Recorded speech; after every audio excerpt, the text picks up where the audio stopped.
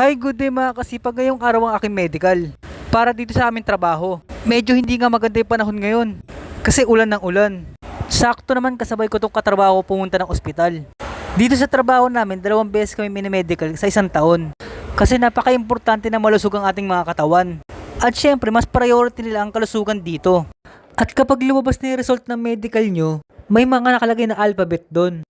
Doon nyo po malalaman kung anong resulta ng medical nyo. Mula letter A hanggang E. So magsimula muna tayo sa letter A.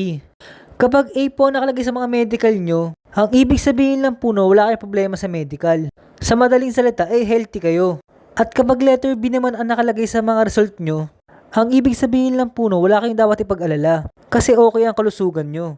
At kapag letter C naman ang nakalagay, medyo kailangan po natin bantayan o obserbahan kung saan nakalagay yung C na yun.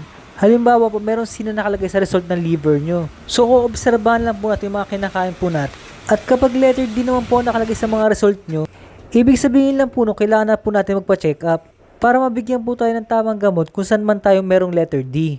At syempre, ang last letter, ang E. Ang ibig sabihin lang po nun ay under treatment na kayo. Yun na po yung kailangan natin ng mga gamutan or maintenance. Kaya naman po kapag letter D at E ang nakalagay sa mga medical nyo, kailangan nyo talaga bumalik sa doktor para mapagpa-check up. At syempre, para mabigyan po tayo ng tamang gamot.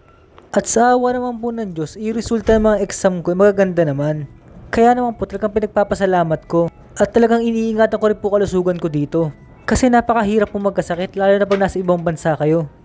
At yan na nga po mga kasipag, tapos na po akong medical. Lahat ng mga ginamit ng mga pasyente inilalagay sa ganito. Hindi ko alam kung anong gagawin nila sa mga yan. So paano mga kasipag, hanggang dito na lang. Peace out!